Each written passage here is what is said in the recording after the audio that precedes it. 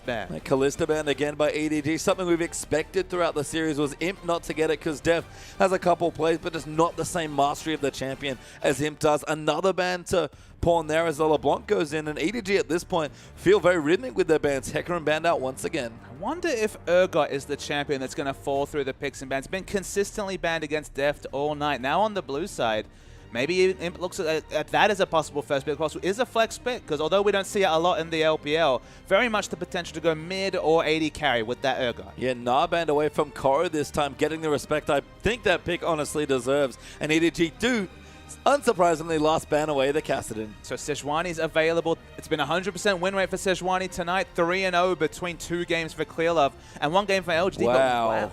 First pick Maokai. I mean, I understand Maokai, it's a great champion for Koro. It's a strong champion in general, but not taking Sejuani there seems risky. I mean, there are definitely Nunu comps that could be run that deal with Sejuani, and Nunu is available. So there is a tier 1 jungler, at least by LPL standards, available to LGD, whatever's locked in. Urgot, though, is the big pick that's available. And although it can be exploitable, Deft has shown a lot of proficiency on this champion in Clearlove. Why change it when it's working? Yeah, Sejuani's looked great. Undefeated so far in the series, once in the hands of LGD and twice now in EDG's hands. And Urgot, you talked about it, maybe getting away from the draft. That is the pick here for Deft. And the thing I like about this is that EDG constantly lane swap Deft with the Urgot, and LGD have already been dodging the lanes. And that's kind of the strange thing about EDG's play with Urgot, is that we've seen them take Urgot into a 2v2 lane against what should be on paper a very favorable matchup, but just go for the lane swap instead, because they understand the one weakness of Urgot is levels 1 and 2. It's especially depending on your support. If you have a support cannon, maybe you have enough lane presence, but there is always the risk that Urgot loses an all-in trade, gets chunked out, has to use all his mana to maybe prune lanes, and then really struggles. So instead, EDG will swap out of that 2v2, look to pick up a tier, maybe even towards a Manamune, then swap in when Urgot does do well, which is, of course, towards level 4 onwards when the laning phase gets excellent for Urgot. So given that it's already been, what, 3 games, 3 lane swaps, which probably shouldn't be surprised if the lane swaps continue. But Rumble being locked in, although Koro does play it, would be a surprise. It would. I mean, decent matchup against Maokai, I believe, but Sivir Nunu to catch up on LGD, and there's the Rumble and the Nautilus for EDG. Yeah, Sivir Nunu. So speed comp coming through. A lot of mid-game power between Nunu, Sivir, and Maokai. Not necessarily the ideal Blood Boil target in Sivir coming through for the Nunu. So maybe the Azir is the muted option in the mid lane. It would make a lot of sense. So much synergy between the Blood Boil and Azir in the mid lane. Also a very safe mid laner. GodV has played 2 Cho'Gath games and has 2 victories on that champion. It's not quite Azir, but it's even a decent Blood Boil target because, of course, the Vorpal Squike's pretty confident, but that's the big question. Does he go for something different, or does he go with the tried and true Orianna?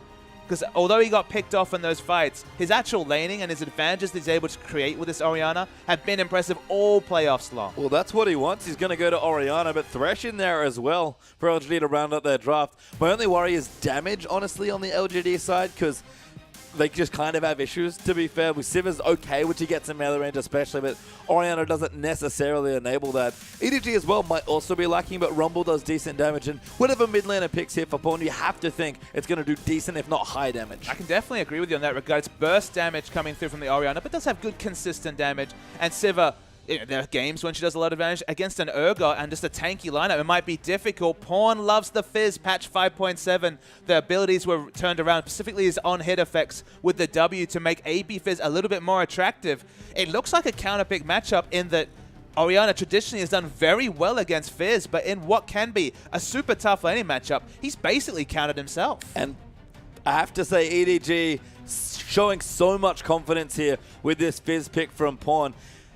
He has had quite possibly one of the hardest carry performances I've ever seen on pre-5.7 AP Fizz. So Pawn can do it on the champion, but it is bold, to say the least. I mean, there's 2 positioning-based champions, specifically the Orianna. Suddenly now, they have the Fizz ultimate and the hyperkinetic position reverser from Urgot, and they're all going to be training towards that Orianna. So when the first CC comes in from Clearlove, if it registers, it's going to be tough times for Orianna in the mid. As we move through the rest of our matchups as well, Imp back on the Sivir Deft. Going to take the Urgot, which he's had a lot of success on recently. Was banned up until this point in the series. And Hook City dead back down in the bottom lane once more as Thresh for PYL and Mako with Nautilus. Yeah, a lot of lane pressure from EDG, but maybe towards the level 3 or 4 rather than the level 1. So EDG this time definitely screaming out for the lane swap. and maybe LGD will suss that out and try and force 2v2 lanes. Maybe. I think it's savvy stuff here, but curious to see what exactly happens with the Yoga as we are going to get ourselves straight into game number 4.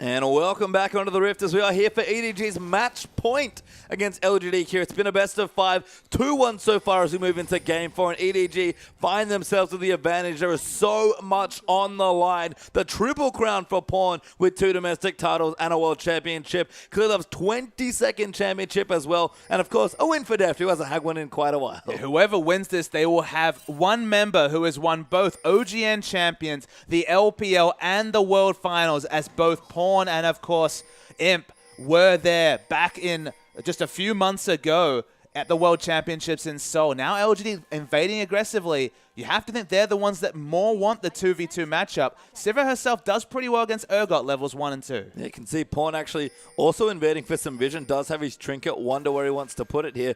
But he's actually pretty deep in the enemy jungle and hasn't used a ward yet. So feels confident, puts it down finally to get maximum vision of the jungle pathing. And LGD again, people are even checking the brush there with his hook, but LGD, no, there's no one on this side from EDG. EDG have more information than LGD because they were able to place that red ward very early into the laning phase. They know exactly where LGD's set up. They have their own aggressive wards themselves.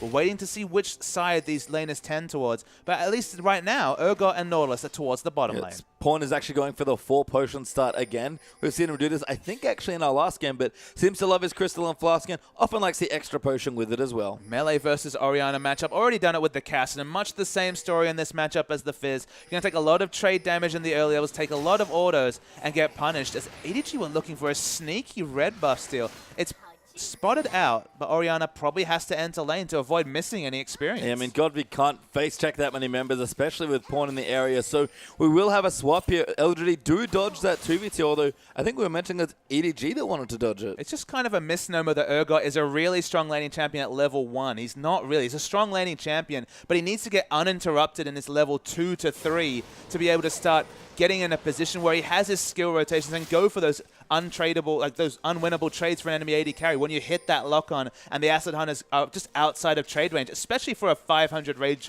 champion like Sivir. So if he can get to tier, if he can get to Manamune and then go into the 2v2, he's the anti-carry that we know and love from late game. Yeah, and Deft, he's always loved to do this on his Urgot. Loves the Crystal and Flask as well, which is another little adaptation I like.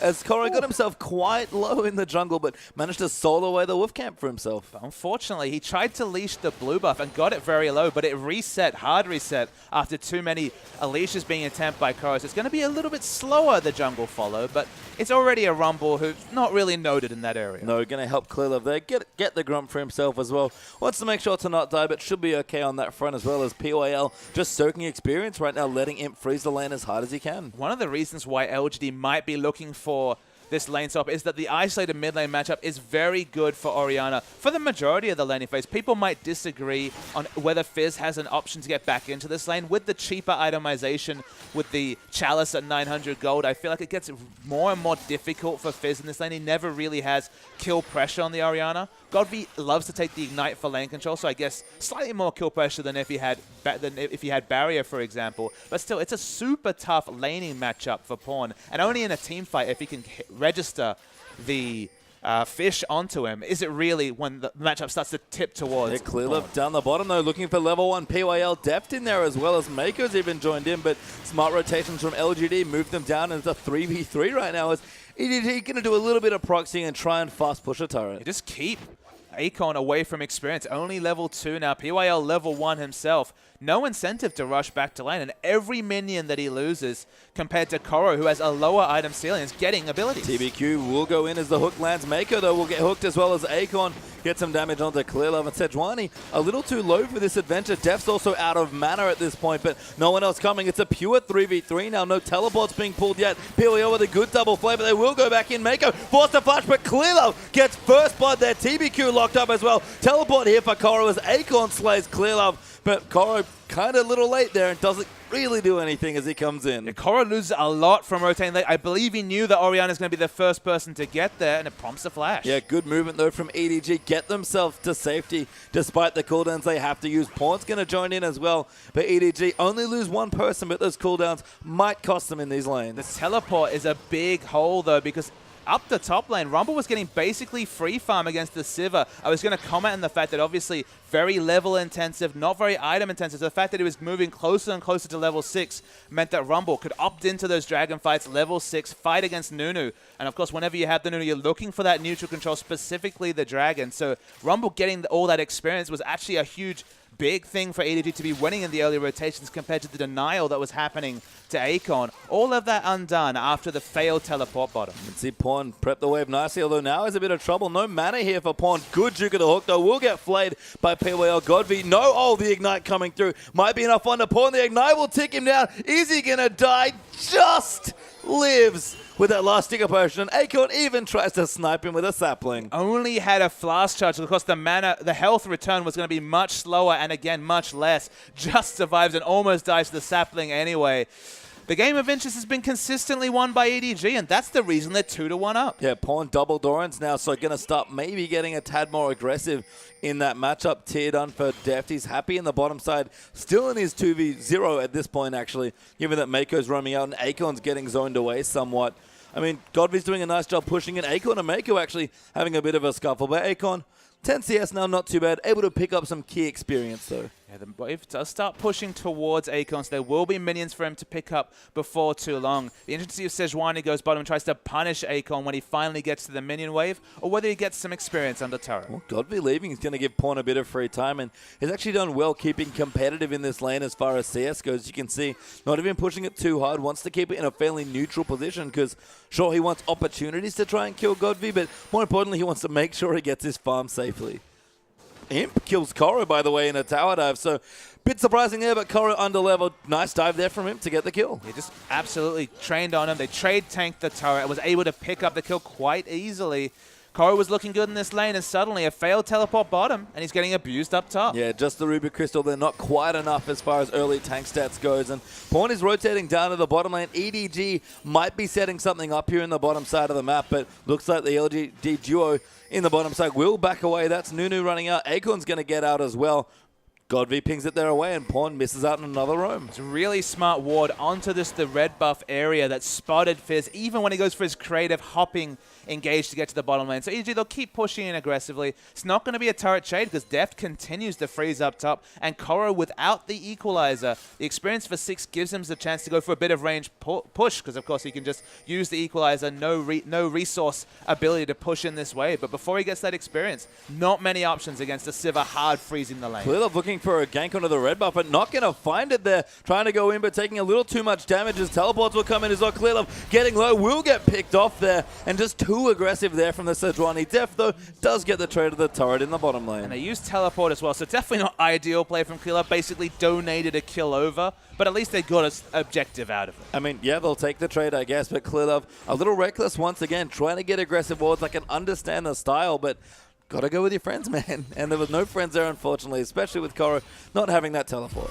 Oh, Pawn's here in the top side, though. Now Korra going to move in. Pawn, good fish onto him. Lands it somehow through the spell shield. Damage going to come in, and Pawn's going to collect the kill. And another great roam from the mid laner once more. Yeah, Pawn was still playing AP Fizz when it was out of the meta. Comes back into the meta. Gets a little bit stronger relatively. And you can see those Fizz mechanics, very practiced and very effective. Yeah, not rusty at all on the champion. And that's twice now that Orianna's been roamed on by Pawn for a successful kill for the EDG mid laner. When you'd expect Orianna to have almost perfect wave control, given she has the pushing options, Fizz basically takes a full damage rotation every time he tries to use his wave clear ability, the playful trickster in mid, so should be advantage Orianna in terms of wave control. Okay up in CS, but if you're getting a free roam and not losing your turret, you're happy if you're Pawn. Pawn looking for his blue buff. It does get zoned out from the CS with Orianna now picking up her blue. Deft as well, looking to go back because his mana pool's a little bit low, and Imp actually going to return to the bottom side now. Not really a turret for him to farm safely yet, so I wonder if they'll stick in this 2v2.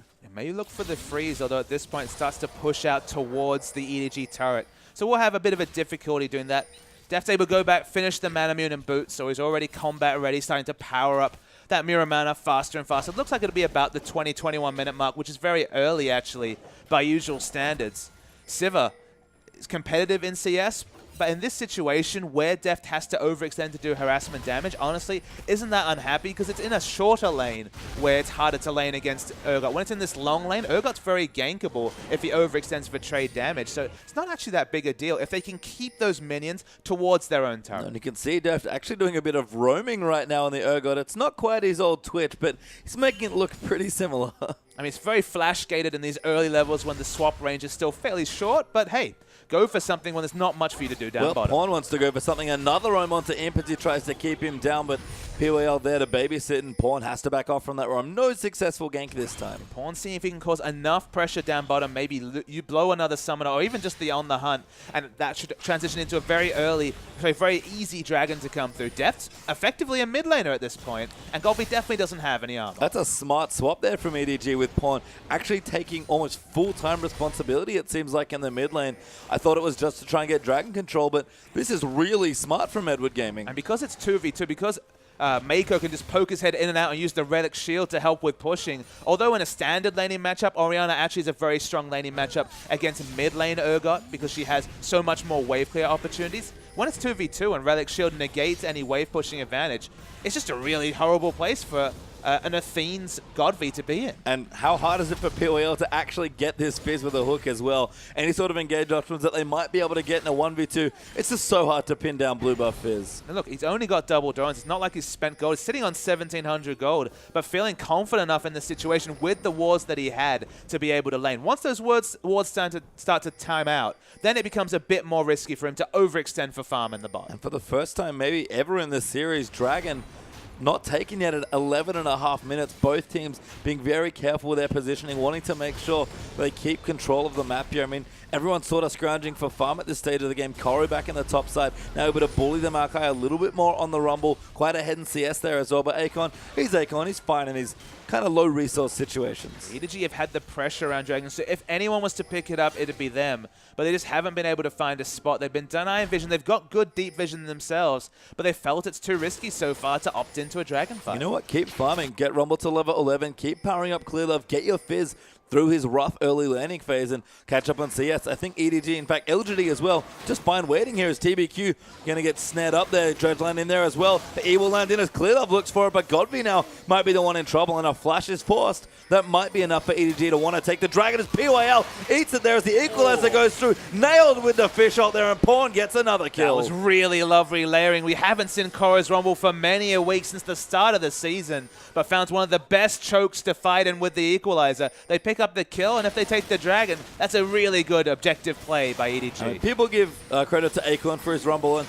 I certainly have to give him credit too, but Koro, no slouch on the champion either, as the first Dragon will in fact go to EDG. Deft and Mako get caught in the shockwave, but they might just fight you. Imp gonna get aggressive on as Deft turns around with Clear Up. Mako finds a hook, TBQ channels his ulti, but it's not enough. Now Pawn's back as well. Acorn has flanked and got a kill onto Deft, so it's 2v3 as Pawn tries to find a flash, but fails. That kill will get a triple there for Orianna, and Clear Love just has to get out and watch his team die. And once again, Godby piles on the kills on this Orianna. Hasn't served him well the last two times, but still, he's a very impressive Orianna player, and giving an Orianna a 4-0-0 start, and needless large rod on top of Athene's at 13 minutes. I was actually going to mention that this team comp not the best for Orianna to fight, just because Deft will eventually get very tanky. But if you're staying ahead of your item timings, and you have kill pressure on even the Urgot, it's going to be difficult to navigate these fights for EDG. Clear Love going to clear this away as best he can, but Godby, if he had his ulti, he would have tried for the solo kill, and now Mako has to come in and clear out what he can. But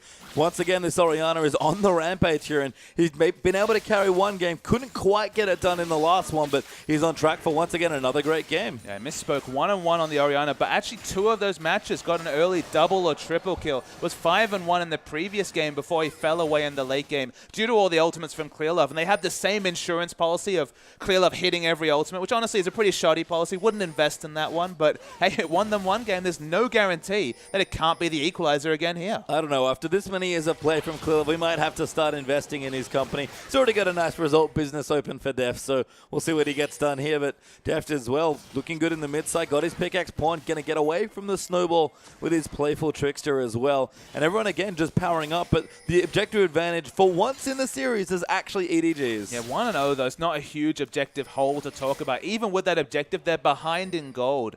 They have a dragon, they have a turret, but they're behind in gold just from farming numbers. Look at the mid lane. Of course, with all this rotation of pawn, Sivers found free CS because of the way the lanes were and the fact that Deft would have had to overextend for harass. They've never been able to do the 2v2 matchup. Godvi. EDG getting so aggressive. Koro just going to escape the hook though as well, but he is caught out. Koro has to get away. He's got his flash. He uses it as imp, rides his way in onto the ultimate, and EDG look for a pick in the jungle, but don't find it. Yeah, even with the equalizer, not quite level 11, but crucially, Pawn is in the bottom lane, just pushing out, trying to equalize this big CS disadvantage that EDG have opened up. EDG have been forced into poor situations, although Deft is happy in lane against Orianna. He wants to be holding down Sivir. That's the nature of the Urgot as an anti-carry, but in this situation just hasn't been able to engineer that because of where the minion waves have been well held by LGD. Probably not a surprise that LGD have managed to hold the minion waves so well. And at EDG, they need to find the engage they're looking for. Sejuani, though. Clearlove goes in. Ulti only onto Mako. TBQ will channel Absolute Zero, but he gets nailed by a fish. Godvi, though,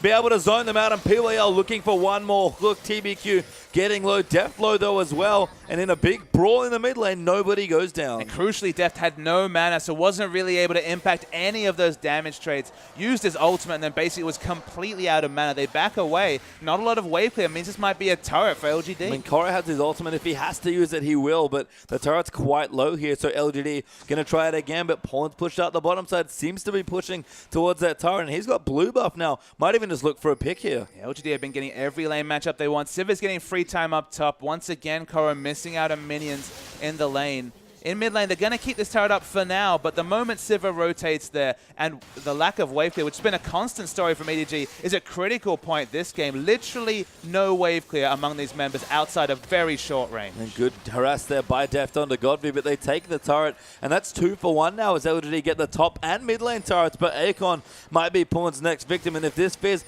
keeps the snowball going as he's trying to do, misses the fish there, I believe, goes into Akon, no, doesn't even have the ult, he's just going to go in. Clearlove going to come in as well for the gank squad, and Akon trying to get away, but there's just too much damage. Yeah, I mean, he definitely needed the clear love behind him to be able to pick up those skills. No ultimates between the two of them, but two members focusing on one was enough base damage. Only the Righteous Glory and some Doran's Rings means no magic was just being completed just yet. So they get a pick, but crucially, no objective. Clearlove's back does get denied, though, as the Boomerang Blade comes in. Dragon back up in a minute 30. Everybody needs to go back and spend their gold if they haven't already, and you can see the back time is starting to come through. Infinity Edge there for Imp, plus a Brawler's Glove. We've got Last Whisper almost done for Deft on the Urgot.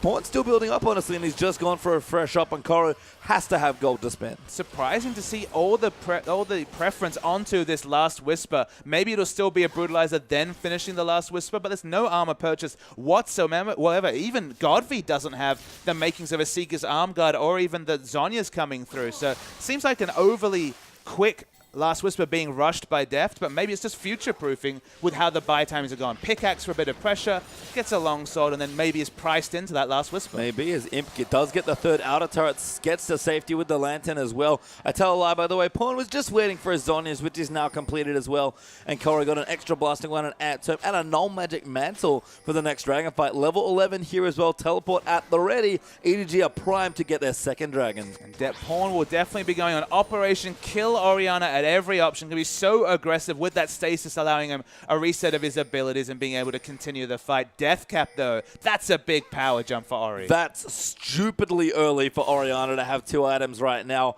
Athene's plus the Death Cap already done. We talk about Ori builds. Godvi's certainly done some interesting ones recently as well, with Luden's Echo being a prominent feature of a lot of his inventories, but this is pure damage and shield coming out from Orianna. We talk about a 2-item spike being important. Usually 22 minutes is fine for this.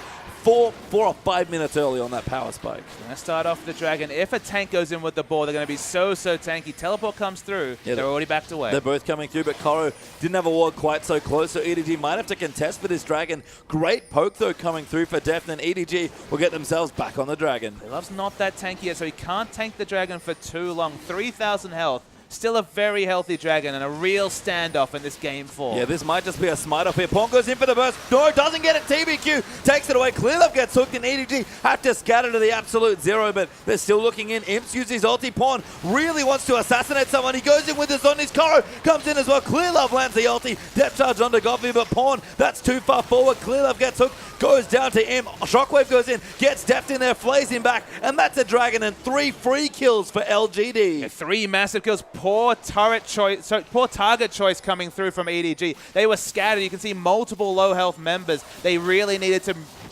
choose and prioritize the closest target. Didn't do that because with their short ranges, so hard to do any sort of damage to the backline. Kill the front line first. And LGD, it's 20 minutes. Literally, Baron just spawned, and they're rushing it. I mean, they've got a Nunu. TBQ has to be a bit careful, but not a bad idea to take it. And this is the super EDG Baron. Normally, you see this at 25 minutes after a one team, but LGD going to one-up them and take it at just over 20. Literally just spawned, and they take it down. They have the Nunu for the Skier. Very, very safe. Pushing the mini wave slightly at the bottom is Koro, but nothing else to show for it. And suddenly 5,000 gold behind with a fiercely mid-game team comp EDG. And they leave up the Orianna a third time, and it looks like they're going to be punished. Yeah, we talk about mistakes costing teams these games. A bit of a bigger one there for EDG, but committed so hard to contest for that Dragon, and TBQ even stole it away, and everything else went completely wrong. They're just building magic-resistant health, completely disregarding the damage from Deft, and it doesn't look like they're going to be punished for it. Deft will probably pick up the red buff, but isn't really an ideal red buff recipient, given that most of his damage is gated around his Acid Hunters. The builds in general are just not fully formed. The Last Whisper not going to be doing very much from the Urgot, as mentioned, and the magic resist stacking is the story from LGD. Well, apparently when Pawn picks Fizz, this is where he ends up. Consistently behind, has some issues, but he's carried games like this before. EDG, we've talked about their team fighting in the last 2 games with the Sejuani in particular. They're going to have to do something spectacular to keep themselves in this game, because 5,000 gold up with a Baron here for LGD and a blue buff steal coming through. They just keep losing advantages in this game. It's the miracle assassination onto Godby as the first person going down in a fight, or it's going to be a lost team fight. They cannot afford for the Shockwave to rip through their 400 or lower range members, and their siege prevention is non-existent. They have no wave clear. Yeah, I mean, Rumble ulti, and that's about it. Doesn't do that much against Baron buff minions. No, not at all, as EDG clear out the way, but LGD already rotating top to take a 5th turret here. EDG only have 1 to themselves here, and that gold lead, about 5,000 before, it jumps up to 6,500 now. The penchant for Pawn to pick up Fizz, did this on Samsung White, does it on EDG, forces themselves in these situations where they have no wave clear, and if they ever start losing, they give up a Baron in this particular example, lose a team fight. The downside of this comp is incredible. They just have so few ways to get back into the game against all the disengage. It's just simply they're on the hunt from Sivir. Grab comes through onto Mako, actually. He's forced the dredge line away. Gets chunked to about 60% health, though, and again, even with a Sivir, feel confident. Good double ulti there onto Deft and Pawn. Godby insta-kills Deft's Urgot, and Clearlove's trying to go in, but he's completely caught out of position. Imp's going to get the turret. The ulti gets spell shielded, I believe, and Clearlove goes down, and it's going from bad to worse for EDG. Yeah, just one shot by Godby. That's how strong he is already with 2 items, and the push is going to continue. This game looks awfully familiar, Papa Smithy, except this time it's LGD the one that's winning, and they're doing it about 5 minutes earlier. It just feels like EDG's comp's missing out on too much, doesn't have wave clear, has decent multiple sources of damage, but honestly, the On The Hunt moves them away from the equalizer, and the only decisive equalizer was the pick onto PYL in the bottom lane. They managed to get some objectives early, but now 6-1 in turrets, even in Dragons, and a Baron in the books. 23 minutes is a bit early to pronounce death for EDG, but it might as well be. I mean, the gold lead's just ridiculous at this point. 9,000 up for LGD. Godby almost has his last Whisper under 25 minutes as an Orianna. We'd expect that coming through at maybe 30, just over 30 minutes in certain cases in your standard games, but Godby's been so accelerated, and again, his Orianna lost once in this series, but starting to punish EDG for leaving it open again. Yeah, I mean, it was banned away the once, was actually snapped up every time it was available, and this time it's going to be on the winning side unless EDG can pull off the miracle. They managed a couple of times in previous series, but they weren't 10k gold behind effectively at 20 minutes. I mean, to remember as well, Pawn picked this matchup as Fizz into the Orianna, and as you said, might be whether it's cockiness, whether it's just a bit of arrogance coming through for Pawn, or simply wanting to play one of his best champions, because Fizz is one of his best champions. it just might be a bit too much bitten off here for EDG. And even clearly Sejuani can't seem to save them from this situation. No, it just gives too much downside. The lane matchup is definitely not Landslide in the advantage of Pawn, and he doesn't have range wave clear. He isn't even a range champion. There's a fiercely melee champion in Fizz. So the downside is just so incredibly high. And LG just out-rotated them. The moment they lost a turret in bot, they put Sivir down bottom. And although it looked like a masterstroke to have Urgot against the Athene's Orianna, you might think, okay, the harass is going to be good. In that situation, they just wave cleared happily, and Sivir got farm he would never have been able to do in a 2v2 against Urgot with no turret to go back to. So just with how the waves worked, LGD got the most farm possible onto both Imp and Godvi, and Godvi did the rest. And again, navigating a lane swap nicely. That's been LGD's forte all playoff long. They're rushing with all their engage. They don't need it. They'll just zone EDG off a turret. And that second inhibitor looking to fall just as quickly as the first. There's another two-man ult onto the carries from Godvi. They're diving in, doing their best. Pawn goes in, equalizer down from Koro. If they can save this fight, that'll be ridiculous. But LGD going in. Clearlove dies. Mako dies as well. And it's not enough. EDG are too far behind in LGD in about 26 minutes are smashing Edward Gaming. They already have a top lane inhibitor minion wave pushing, and the super minions will do the work. And LGD whitewash EDG effectively. 25-minute beat. There has not been many shorter games for EDG this season. No, that was one-sided as they get for EDG games. LGD, what a statement to force a game 5. And you can see Imp still not celebrating yet, knows that, you know, he had a good game on Sivir. Played great there at 5-2 and 6. Navigated the lane swap once again with a plum.